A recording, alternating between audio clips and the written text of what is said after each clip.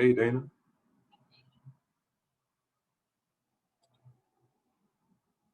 Oh, yeah, that's fine.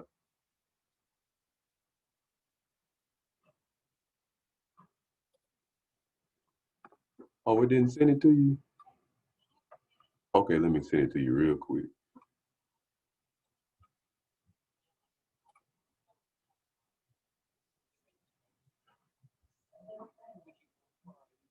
No, no, no, no. I'm gonna send it to you. What's your personal email you want me to send it to?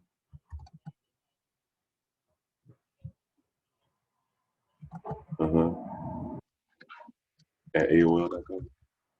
Dana K at AOL.com. All right, I'm sending it now. Yes, ma'am. Talk to you soon. All right.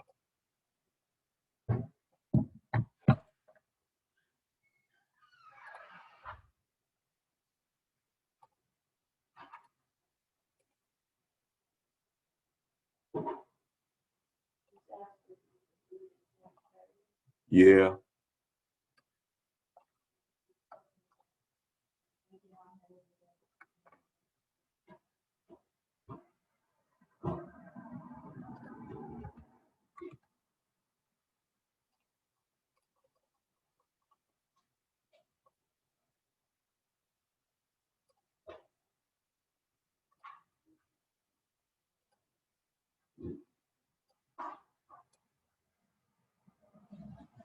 Hey.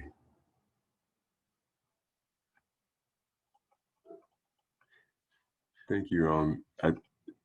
Yeah, I just realized I was muted. How are you? It's nice to see your face. Same here.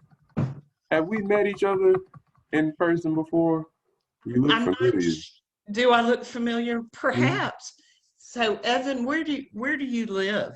In Montgomery. You're in Montgomery? Hmm. Well, I'm down there periodically, so it's possible that we have. Where do you live? I'm up in the Birmingham area. I live in Hoover. Oh, okay. Okay.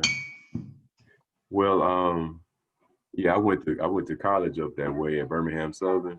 Uh-huh. I finished in 2003, so I don't know if we might have seen each other back then. Have you've been living up there for a while? Yeah, I've lived in Alabama for 40 years. Okay. I've lived in the Bluff Park area of Hoover for about 24 years. Okay. I worked at UAB. I'm a nurse, and I worked at UAB Hospital for 38 years. I retired in 2018. Okay. Okay. But I've come down to Montgomery for Poor People's Campaign events, for legislative events in my mom's demand role. Right. Uh, so our paths may have crossed somewhere. Yes, ma'am. Well, I'll go ahead and start with your introduction, and then we can, if folks hop on, they'll hop on. Usually, if people attend, there'll be a couple of people here by now. But if they come in, I'll just admit them while we talk. Sure. And is this lighting okay? Yes, ma'am. Okay. Yes, ma'am. I like the picture and the flower in the background. Thank you. So Dana Ellis is with us today, and she's the state chapter leader for Moms Demand Action for Gun Sense in America. Moms Demand is a grassroots movement of Americans fighting for public safety measures that can protect people from gun violence. They pass stronger gun laws and work to close the loopholes that jeopardize the safety of families. Moms Demand Action also works in our communities and with business leaders to encourage a culture of responsible gun ownership. They know that gun violence is preventable, and they're committed to doing what it takes to keep families safe. Dana is also a member of the Poor People's Campaign and the League of Women Voters. So, Dana, thank you very much for being with us again. Glad to be Um, here. and when I just, I pretty much lived in Alabama for most of my adult life, except for a few times for like graduate school. And then Mhm. last year, I lived in Houston with my family and was working for a county commissioner out there. And we were able to get some things going on violence prevention work. And one of the strongest groups, or very consistent groups, was the Moms Demand chapter in Houston. I didn't get as much of a chance to work directly with them, but a colleague of mine that ran point on policy issues around gun control and gun safety worked with them and really spoke highly of the leadership. So I was really excited to know that we had a chapter here in Alabama. But before we talk about your work, or your work with Moms Demand, could you tell us a little bit about where you're from originally and how you got to Hoover? Sure. I grew up in Tennessee, in Chattanooga specifically. I went to college in Nashville, and I'm a registered nurse. I'm also old, so you need to understand that I graduated from college in 1975. The United States Army paid my last 2 years in nursing school, so initially out of the gate, I was in the military for 4 years as Okay. a U.S. Army Nurse Corps officer.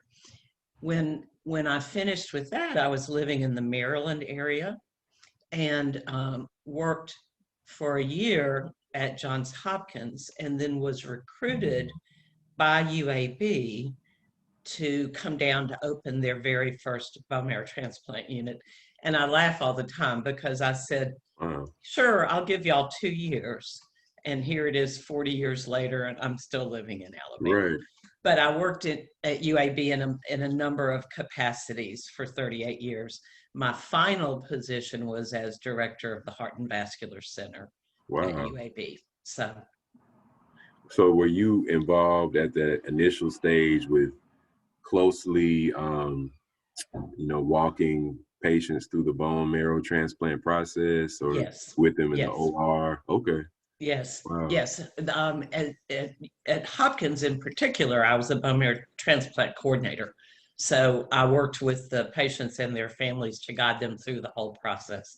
At UAB, I was the nurse manager of the initial unit, which was open from 80 to 83. It closed down for a while and then was reopened the late 80s. I really can't remember because by that time I had moved on to other positions.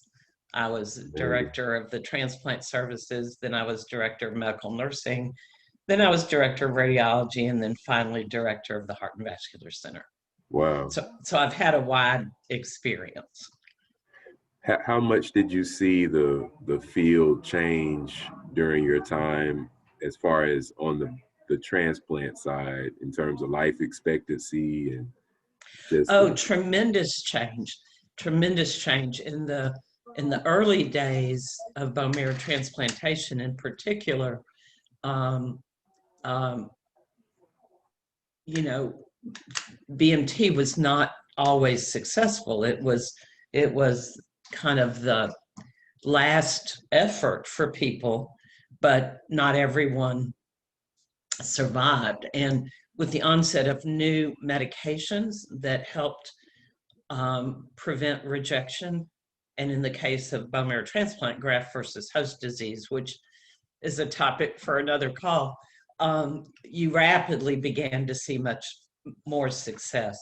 So in my time at UAB, UAB had the largest kidney transplant program for a number of years. I'm not quite sure where they are in terms of their national ranking for size, but I was nurse manager on the kidney transplant unit. We took care of the first heart transplant patients at UAB on my unit. And transplants, it's just phenomenal. Another thing, because of how long I've been in the field, that was remarkable for me is the revolution in AIDS care. So that early in my career, one of the units that I had responsibility for as director of medical nursing was the AIDS unit. And now,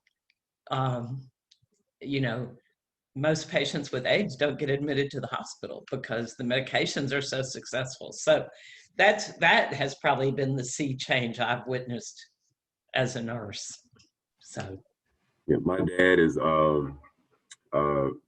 he's a kidney transplant survivor. wonderful. Is that the term, kidney transplant survivor. Okay. or kidney transplant recipient, That's, whatever, yeah. Wonderful. Yeah. I think it was 5, 6, maybe 6 years ago. He was on dialysis for a couple of years, and then Hmm. um, and he's living with us now. So That's I really fabulous. appreciate your work in that space. Hmm. And just as you're talking about the sea change and positive ways relative to medical care in those areas, there was also a sea change in terms of gun violence that was happening, and you're working now to try Hmm. to get those rates to reduce. And Hmm. I'm just wondering, how did you go from your nursing work and really Hmm. supervising new generations of nurses and to this sort of advocacy, community-based grassroots work that Moms Demand Action is involved in? Well, my story is probably very similar to the story of Mom's Demand as a whole. So, just in case, I hope I'm not repeating stuff that people already know. But let's talk a little bit about how Mom's Demand even became a group. Is that okay with you, Please, Evan? please, Okay. please. That's great. So after the Sandy Hook Elementary, I call it a massacre, when all of those first graders were killed, a woman by the name of Shannon Watts sat down at her kitchen counter and started a Facebook group where people could express their feelings about the horror of what had happened and their concerns. And now, what is it? That happened in 2000, was it 12? Anyway, 6, 7, 8 years later, we have had over 6 million people take action with Mom's Demand across the nation. And let me back up, because for the men or the people without children, the reason the name Mom's Demand Action was chosen is that Shannon had been impressed by the advocacy work of the group Mothers Against Drunk Drivers. And that is why she came up with that name. Our group is not limited to mothers.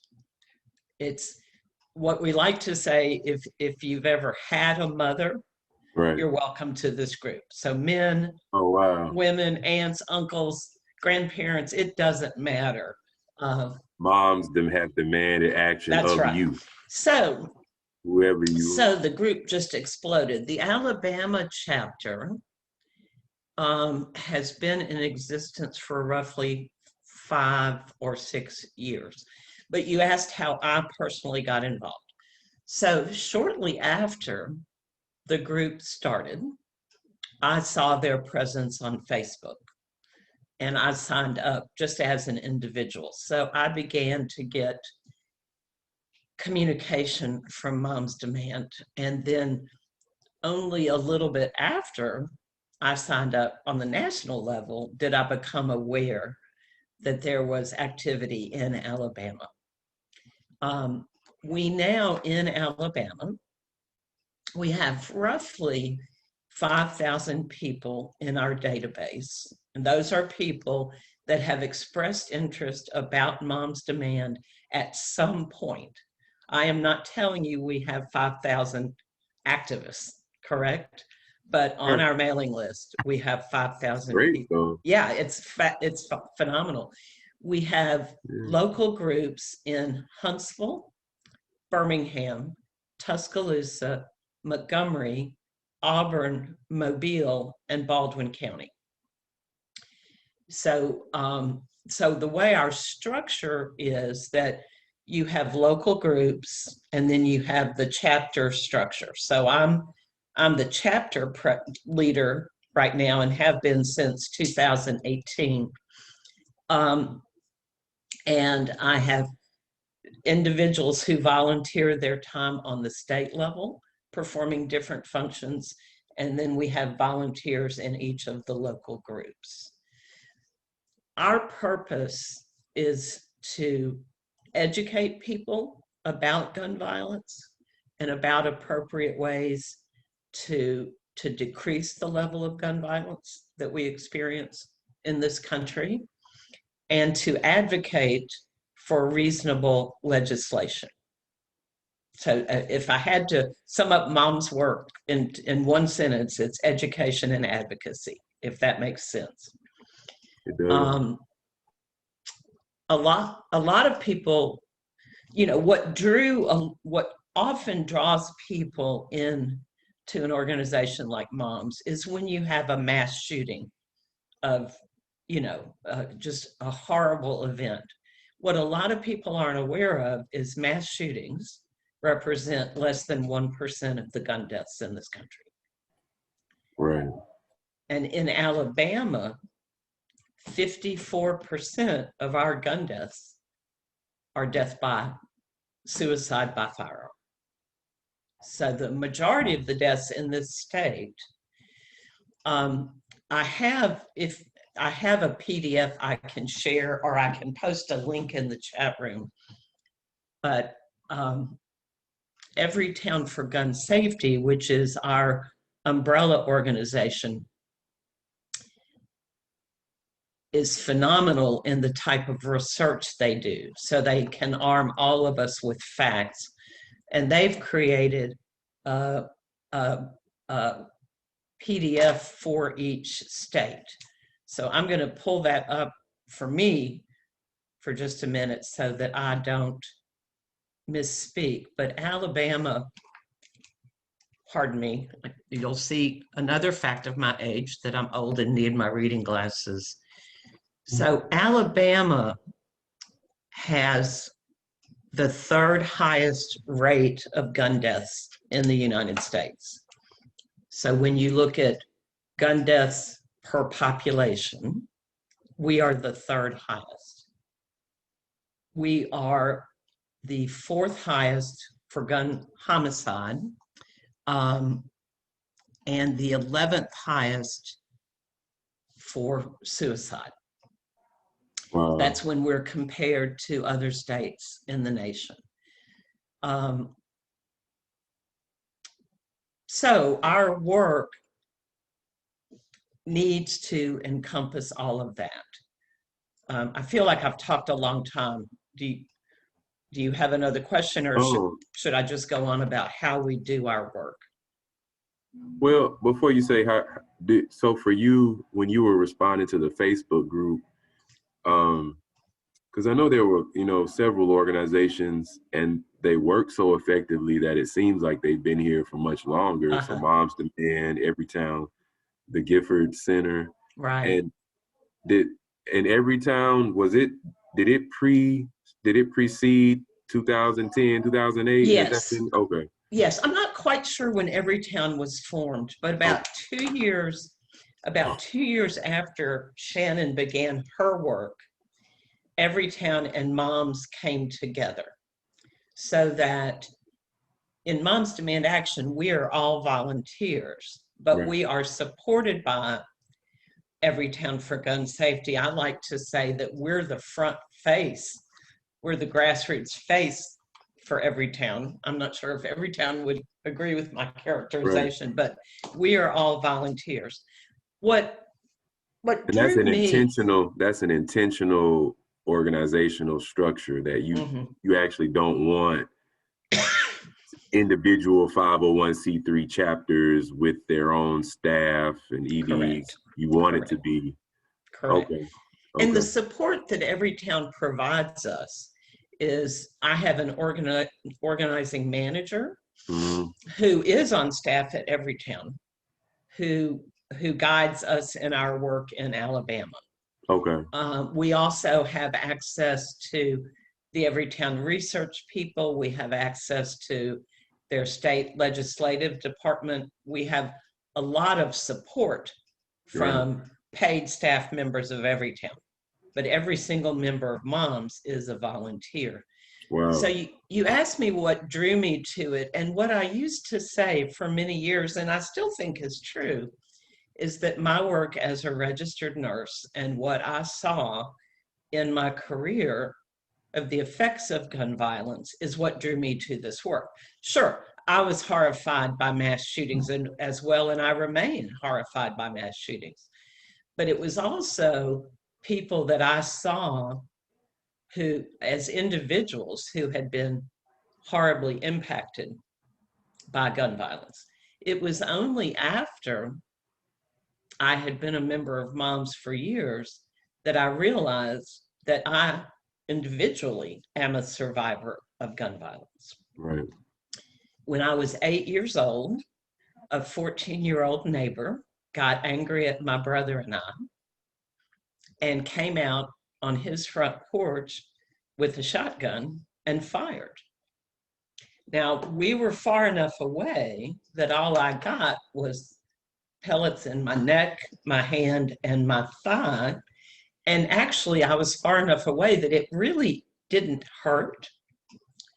So for many, many, many, many years, I would never have equated that experience with the tragedy that other families felt.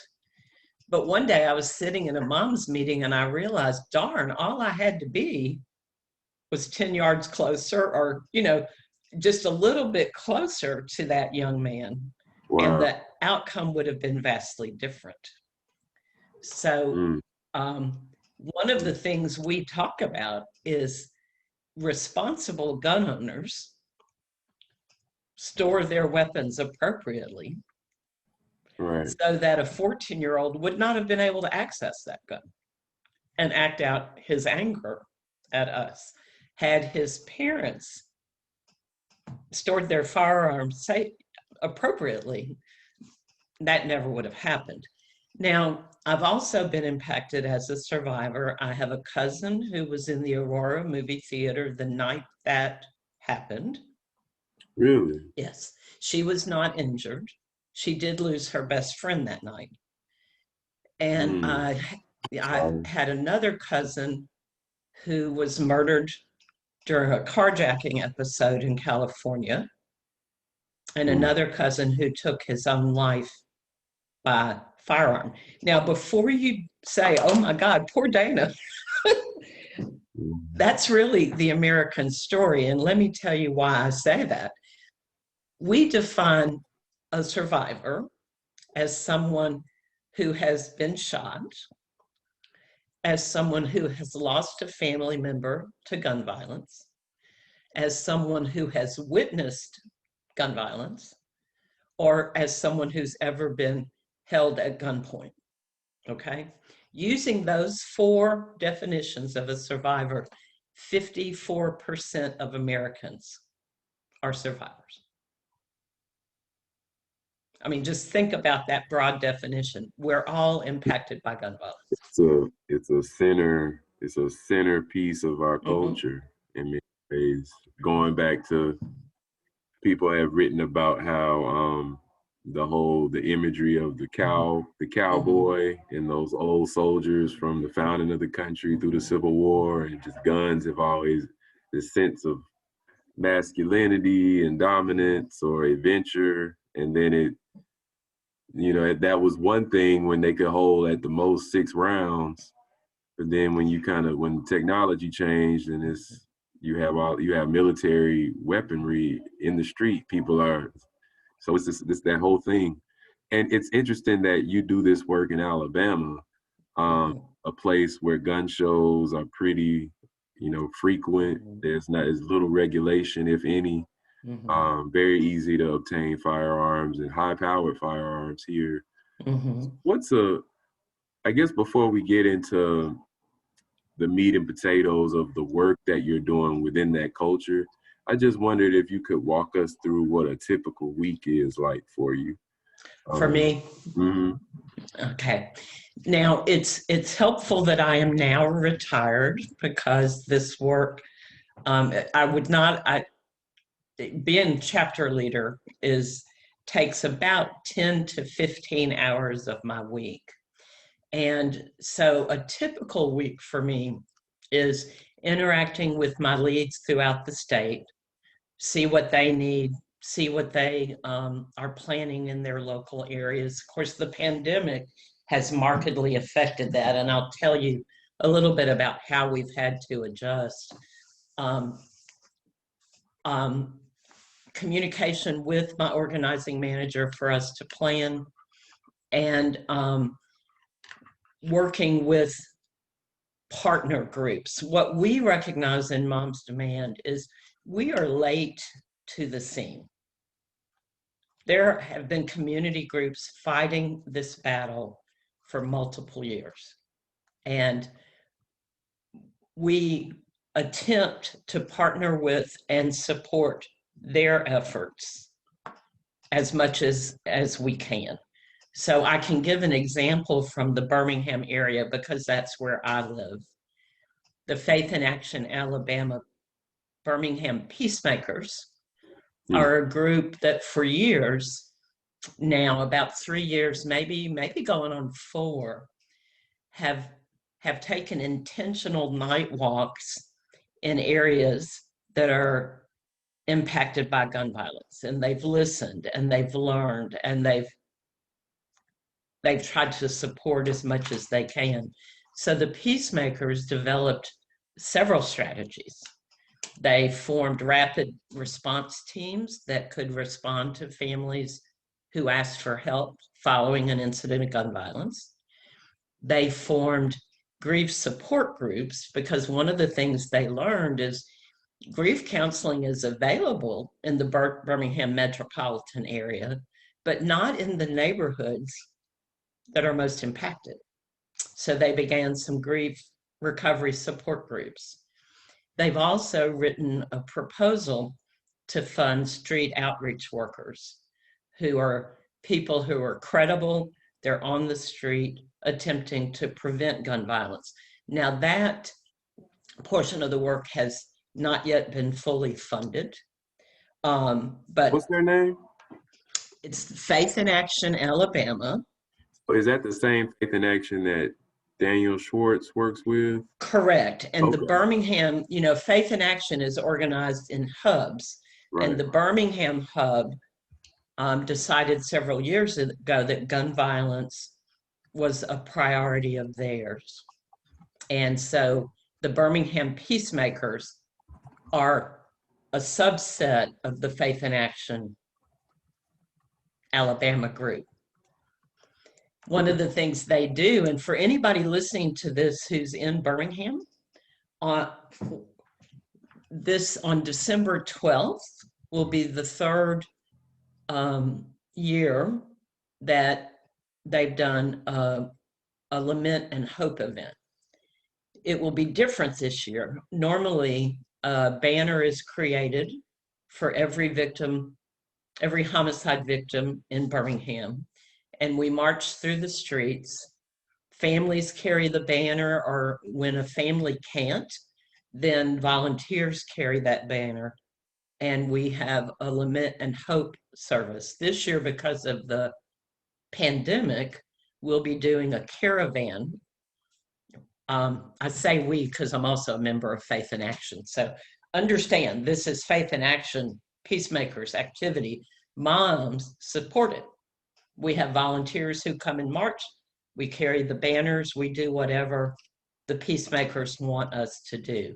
So this year on December 12th, there will be a car caravan to recognize the victims. As of last week, there were 102, 98 of whom died by gunfire. Now, by the time December 12th comes, that number will be up. Right. So, but anyway, so we do outreach to local community groups.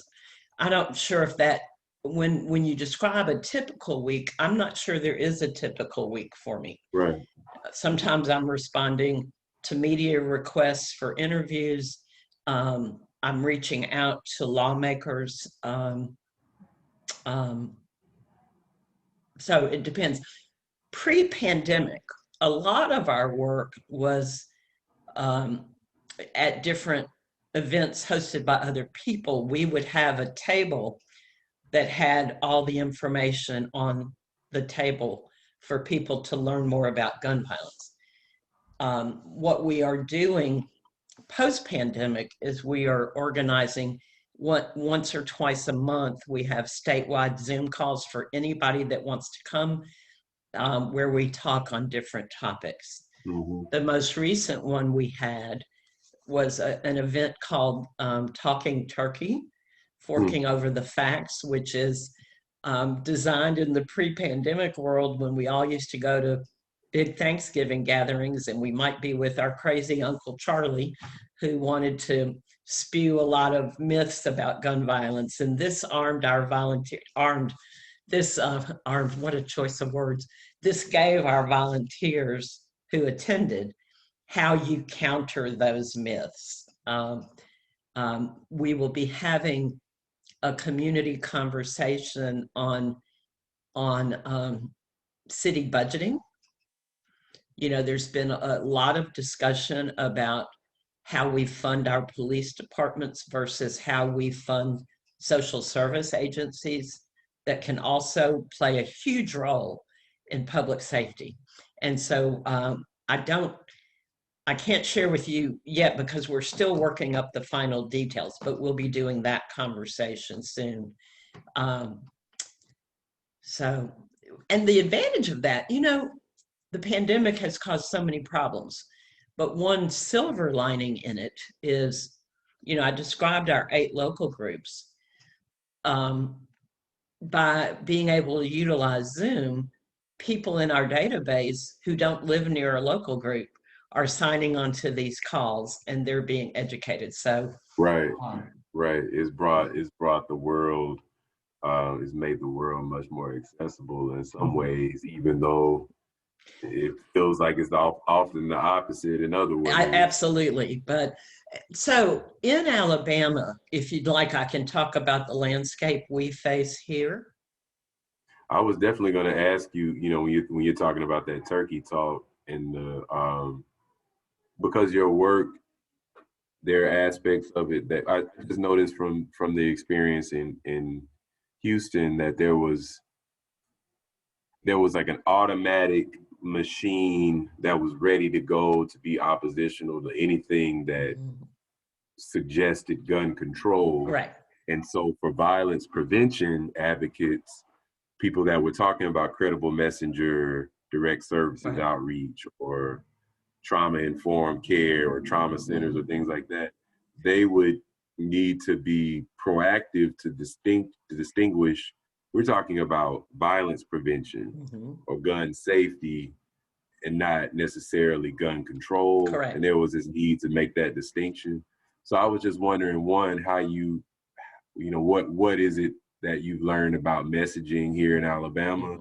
And then even when you're doing your messaging, what has the response been to your work? Well, and I'll start off by saying that we in Moms never use the term gun control.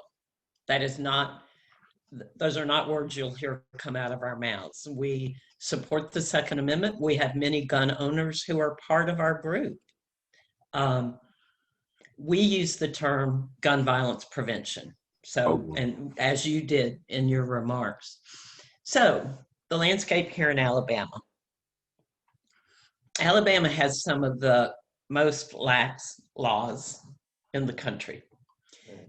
Granted, if you purchase your firearm at a licensed gun dealer, you will have a background check. That does happen. And we believe that one of the fundamental safety measures is a background check on every gun purchase. So in Alabama, we don't have that because you can buy at a gun sale from an unlicensed gun dealer. You can buy from your next door neighbor. And if those things happen, you don't have a background check. So we would love to see that change in Alabama. We recognize that we are probably a long way away from that. The House of Representatives passed a bill in 2019 that would have mandated background checks on every sale. And it's stalled in the Senate. But I hope that's forthcoming. And just for your listeners who may think, well, you know, is that practical? The legislation Like if I wanted to buy a gun from my next door neighbor, we would go to a licensed gun dealer who would run the background check for us. I'm sure they would charge a nominal fee, but I would not be able to purchase that gun until I cleared a background check. There are more gun dealers than there are McDonald's in this state. So it's not an onerous burden to do that. Wow. So a law we have in Alabama right now that if you want a concealed carry permit, then part of that process, you have to go into your sheriff's office to apply for a concealed carry permit, and the sheriff would run a background check on you. So we believe that that's a good measure here in Alabama. And for the 6th year in a row, one of the Alabama senators has again introduced a permitless concealed carry bill. We have defeated it for 5 years, but he's already pre-filed it. And he believes that, carrying a gun is our right.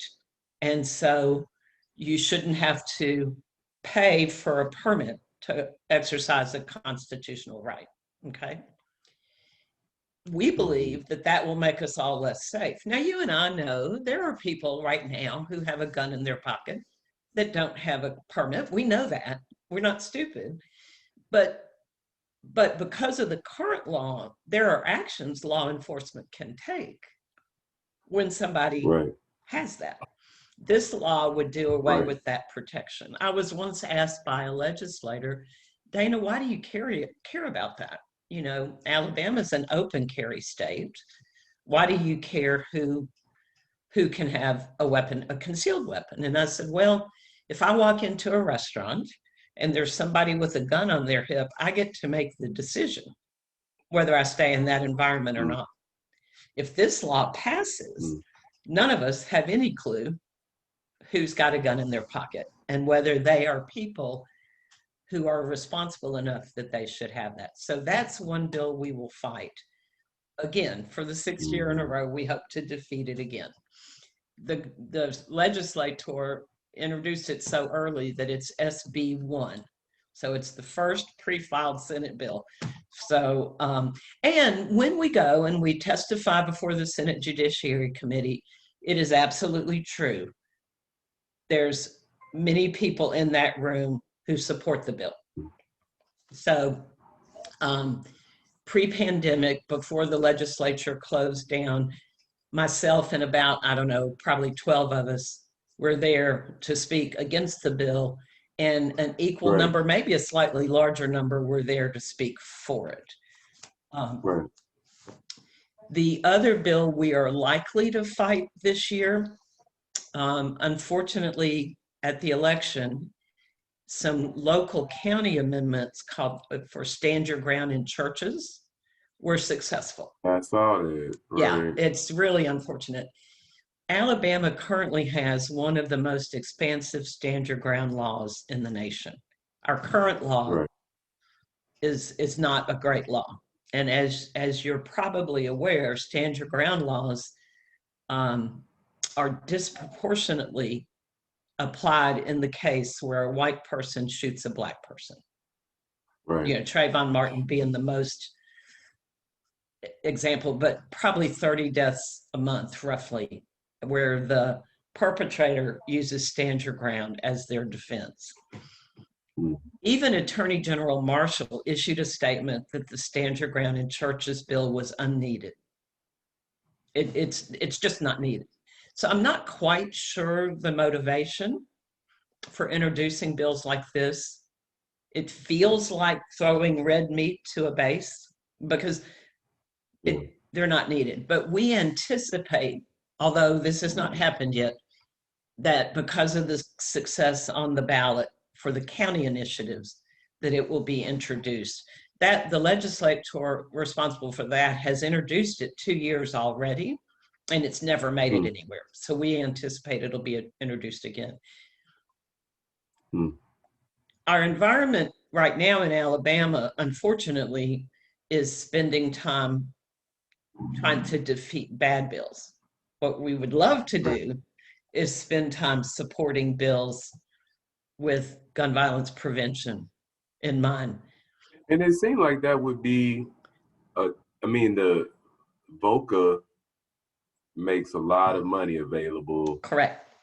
Southern states leave a lot of it on the table Correct. because they don't have the social service infrastructure to do all the victim services work. And if we're third highest for rate of homicide, then that's a lot of victims. We're actually fourth highest for homicide, third highest for overall gun deaths. Oh, okay, third high for overall. Mm-hmm. So that's a lot of victims. Mm-hmm. And then the argument for prevention, I mean, that's a win for local Mm-hmm. city, county to get to draw down those dollars, assuming the legislature doesn't have doesn't have some mechanism that prevents them from making local Mm-hmm. decisions about how to distribute those funds. But like they win, assuming that they can pass the funds down to the groups they want to pass it down to. That's good for those elected officials to then be able to run on that platform. Mm-hmm. That's good for social service groups. Mm-hmm. That's good for business partners that want to celebrate.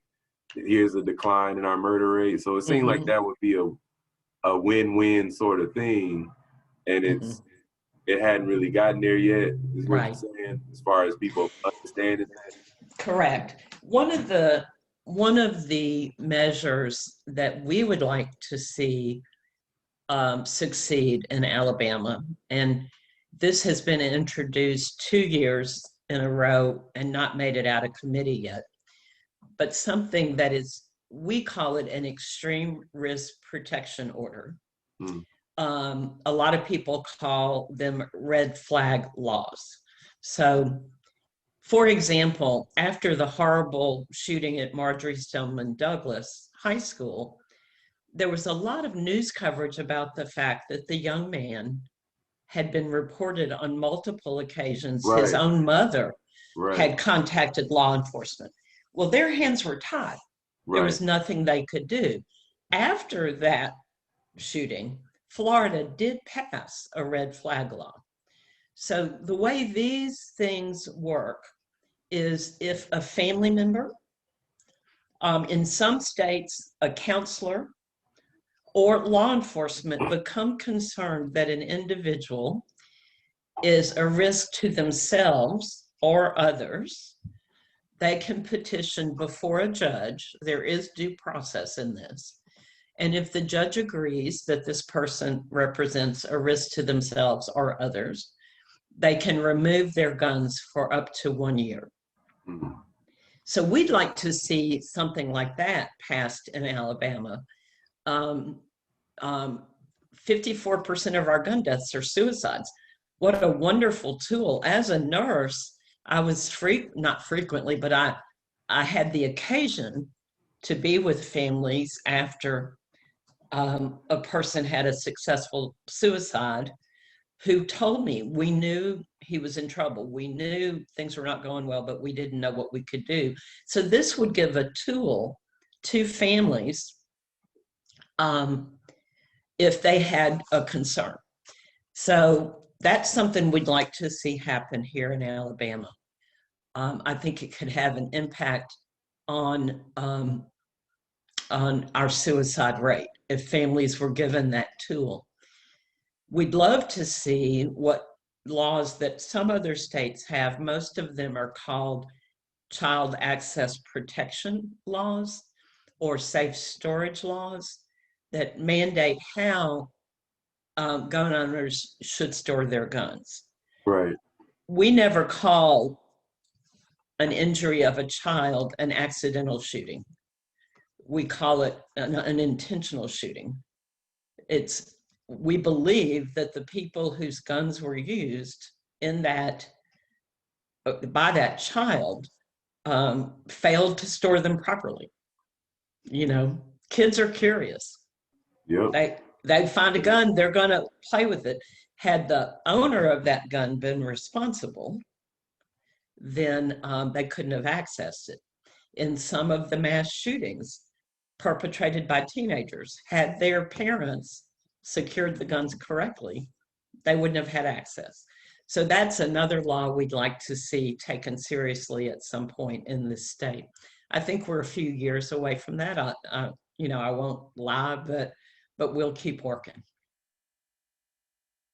When you think about the connection, before I ask that, so with your years spent of service in hospitals, there's some really unique hospital-based and health-based violence prevention programs, and there's an organization called the Health Alliance for Violence Intervention, HAVI.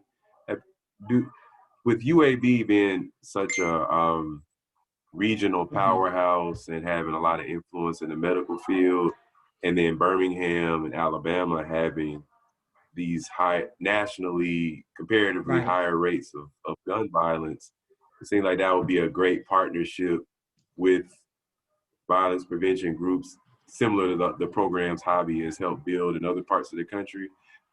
Is that anything like that on the horizon? I'm loving, you can see the smile on my face. So good. There's a couple things I can report on that front. And I'm not taking credit for them. I want you to be clear about that. Because of our work with Faith in Action and the Peacemakers, we have a weekly discussion right now. We're calling ourselves a community roundtable. And Dr. Jeff Kirby, who is the chief of trauma at UAB, has a huge interest in starting a hospital-based violence interruption program at UAB. We've been in contact with the HAVI, the Healthcare Alliance. They've been on our calls. And we believe that very soon the initial efforts toward establishing an HVIP, hospital-based violence interruption program at UAB, are going to blossom. This is hard work, and if you don't mind, I'll explain it to the audience. Yes, ma'am. What we know is in the hours and early days after somebody's been injured, there's a unique opportunity to intervene in that person's life and say, hey, are you ready to move away from the situation you're currently in? And so UAB, the golden window, right? It is. And so, and Jeff Kirby has wanted to get this started at UAB for quite a while.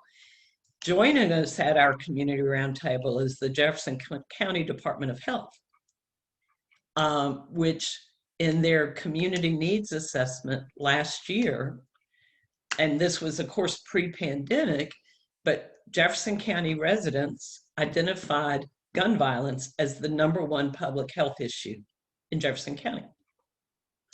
So at our community roundtable, we have Faith in Action Peacemakers, we have UAB, we have Jefferson County Department of Health, we have some people who represent mental health workers, and we meet every Thursday. We have a representative from the mayor's office who's there, and we are sometimes joined by county commissioners or city councilors. This work is slow and it is painstaking. It's incredible. But it feels as though things are beginning to happen. You mentioned VOCA. VOCA funds would be, other states have used VOCA funds to support HVIPs and the community groups who are working. So we're learning about that. Yeah. I'm not here to tell your audience that this is all going to change tomorrow, but I can tell your audience that we are closer than we've ever been. And I'm very excited about that. Also, every town has given grants to 2 local groups here in Birmingham.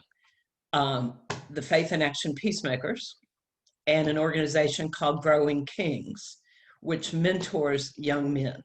So every town has invested in the city of Birmingham and will be with us in February and March doing some trainings of community members and community leaders. So, I'm really excited about what I see changing there. That work y'all have done to create that hub and sustain it, and that it's as that you already have your medical Mm-hmm. champion, you know, the chief of Mm-hmm. trauma. That's, I mean, then you have the government officials on board as well as the social services groups. I mean, once y'all get that coalesced and y'all start to work with Javi, I guess you're at the point now where you kind of need to raise the Correct. funds to bring Correct. on the team. That's the next step. And we believe the Javi provides technical and training assistance to groups wanting to form an HVIP. Right. And I think we'll have the funds to hire them for their training and technical assistance portion pretty soon. Good, good. That's very welcome news. Mm-hmm. Yeah, they're great, and their board is amazing. Mm-hmm. That's such good news. I didn't know that you would give us that tidbit today. That's, Well, as I said, Thanksgiving came early. well, more to follow. You know, You these know? things you've worked in, you know, in your work in Houston, you know, these things are slow, right? Mm-hmm. But I do feel like, you know, we've got the Javi's support, we have the support of Advanced Peace. Mm. We have people at our table, and I do Mm-hmm. I do feel positive. There are some activists that we've talked to in previous episodes who are based in Birmingham, and when I talk to them individually, you know, not necessarily during our formal interview, but they had both expressed a lot of interest in knowing more about violence prevention, and I think they are strongly connected with people that once you got the community-based credible messenger model and your community-based messaging and that part of it going, not the hospital-based part, but the right. Like they would have networks of people that would be really helpful for that. So I'm definitely gonna beg both of them to watch this. Well, and please do. I may know the individuals you're talking about. I don't know. Onayemi Williams is the works for Faith in Action as a community organizer, and she's the lead of our roundtable. And a lot of the activists in Birmingham are familiar with her. I'm going to try to search real quick. I'm trying to remember the name of the article. Y'all call it the Birmingham Violence Prevention Roundtable, or the Roundtable for the... Right now, we just call ourselves a community roundtable, but yes, we're focused on gun violence. Okay, and it's Onayemi, Onayemi. No, O-N, I'm going to spell it for you in the chat. It's O-N-O. Okay. And there was a great article back in maybe August that I'm going to try to find and put in your chat box that talks about the work of the peacemakers. And Onayemi, as well as, let's see, did I spell it right? Yeah. As well as oh, great. Dr. Mark Williams, who's the Jefferson County Health Officer, were quoted extensively in that article. So let me see if I can find it. That's awesome. Yeah. I really feel good about, you know, these things are not easy to do. No,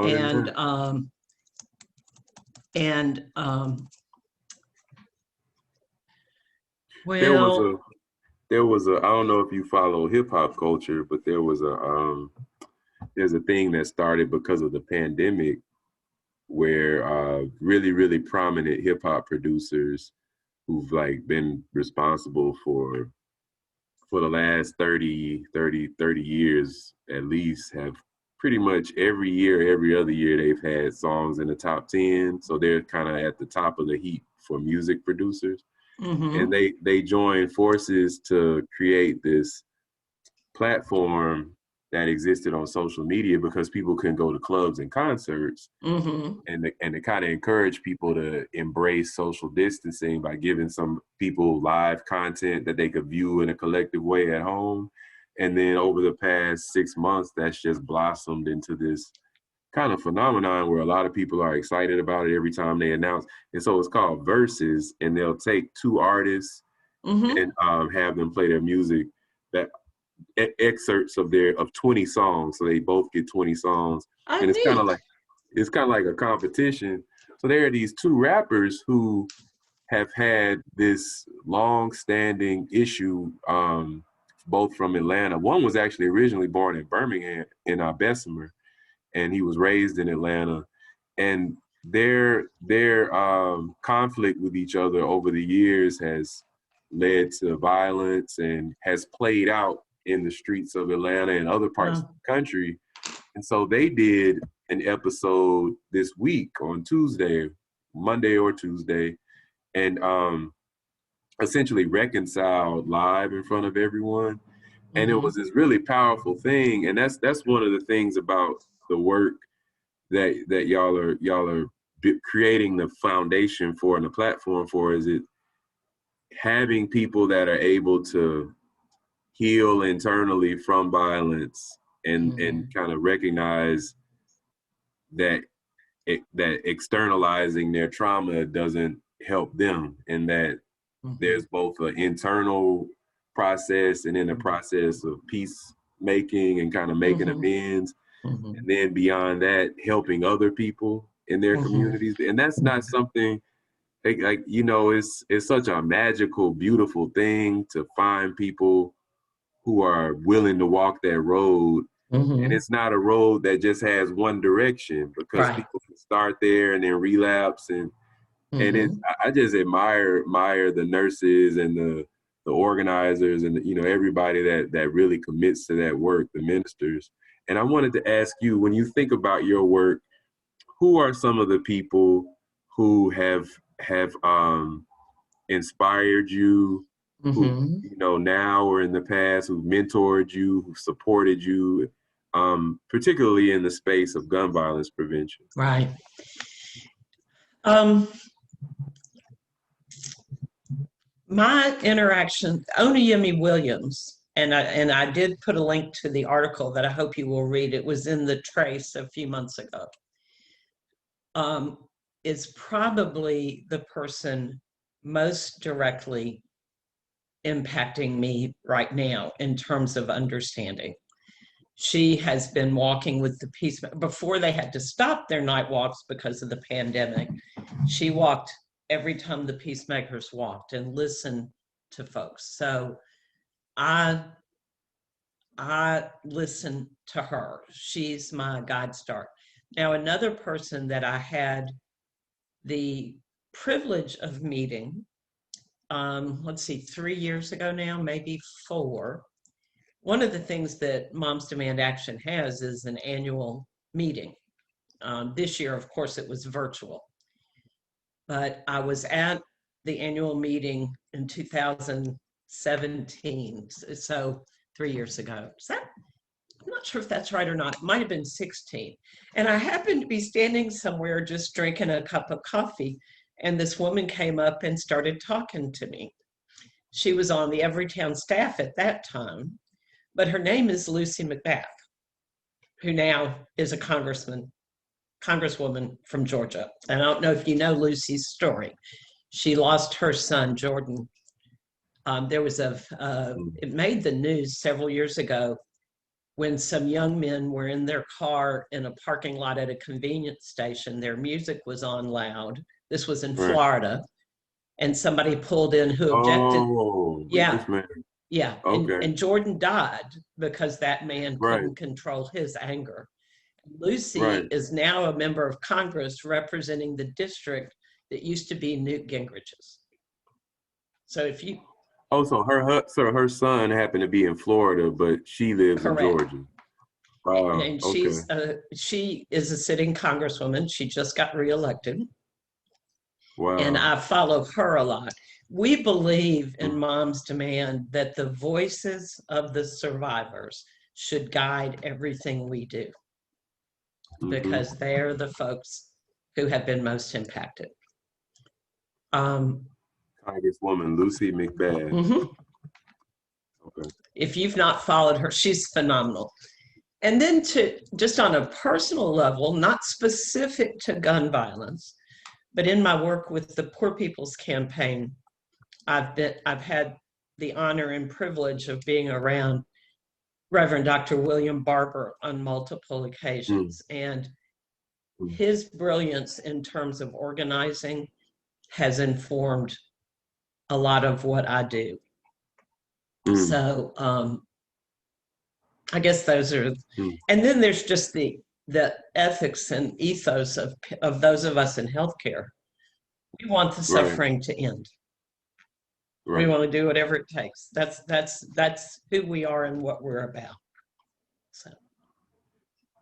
And so the last three questions I would ask you are, and you can answer any of these or all of them or whatever order. One would be in terms of what keeps you inspired.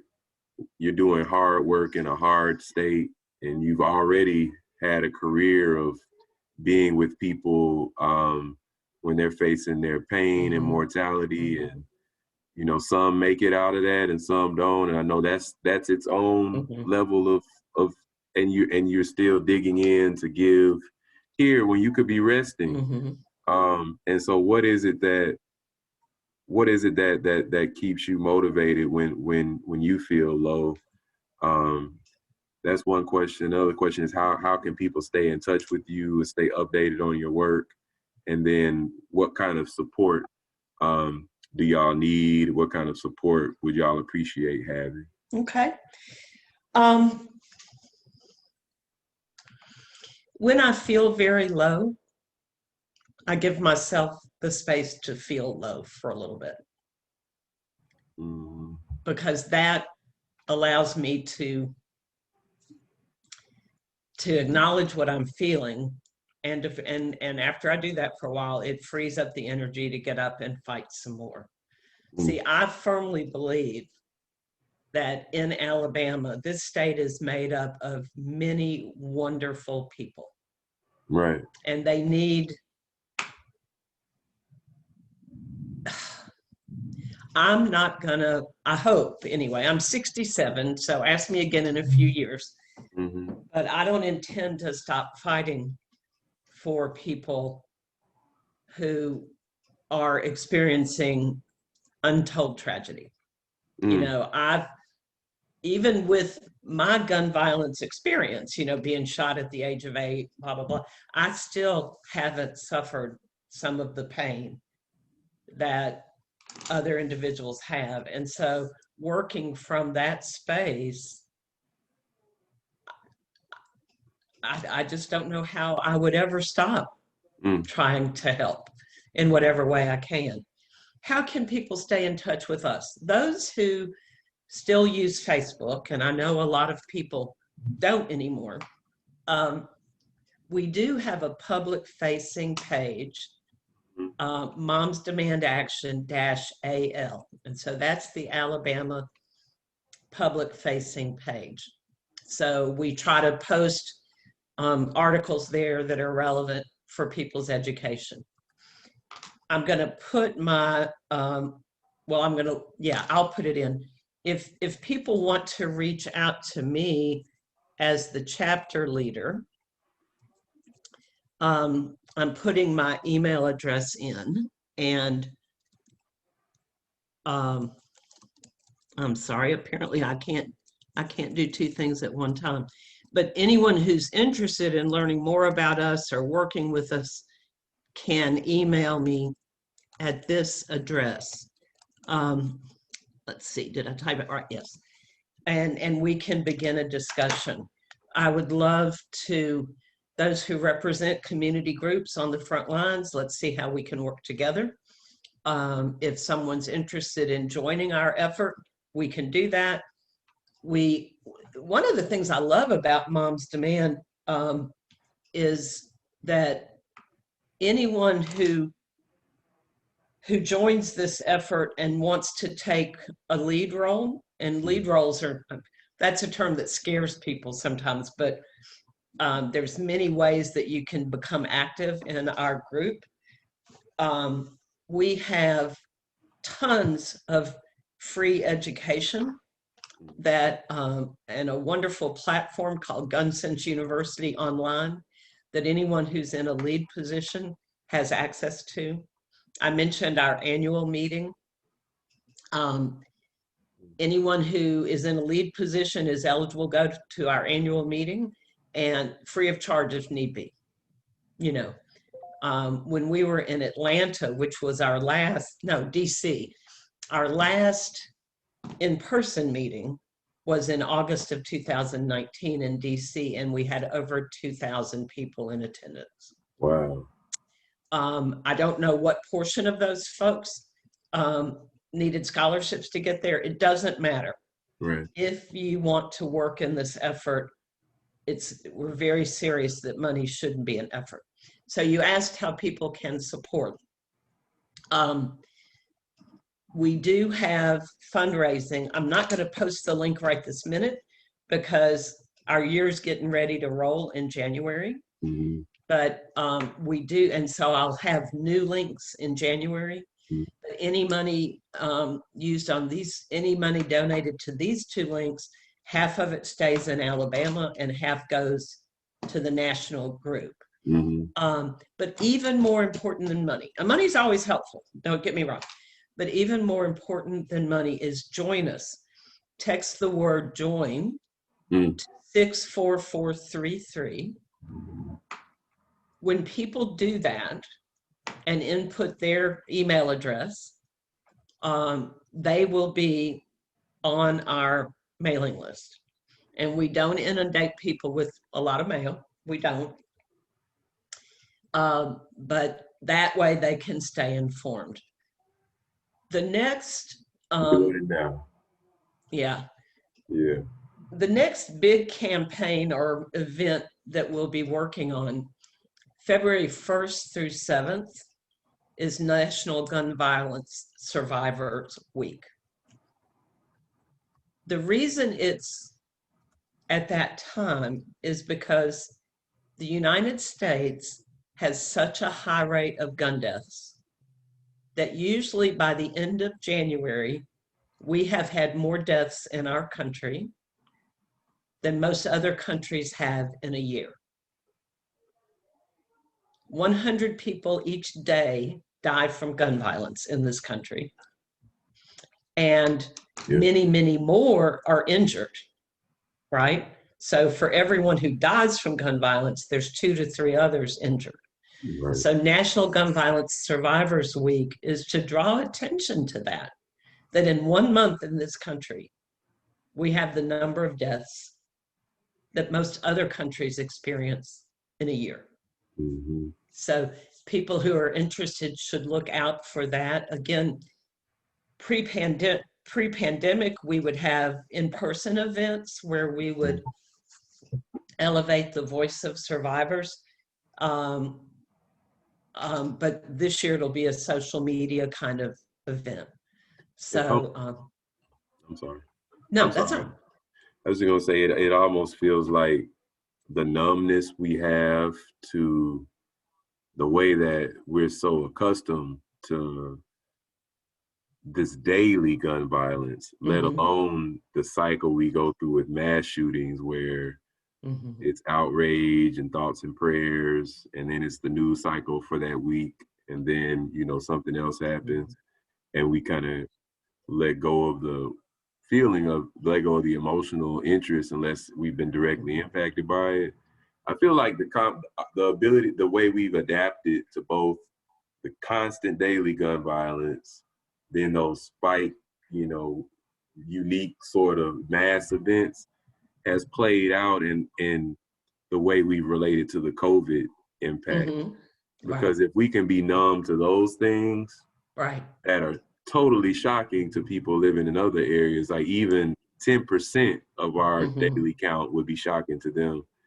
And it's been interesting to watch our threshold for preventable death now in this infectious disease space, and thinking about how that's been cultivated by our threshold for, Right.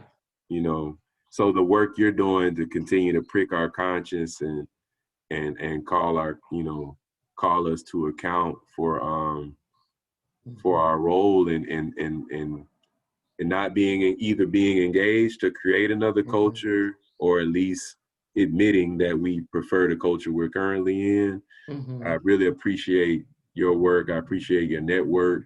Thank you for joining us today. And I look forward to staying in touch. And I encourage everyone that might be hearing this to stay in touch with you and to support your work.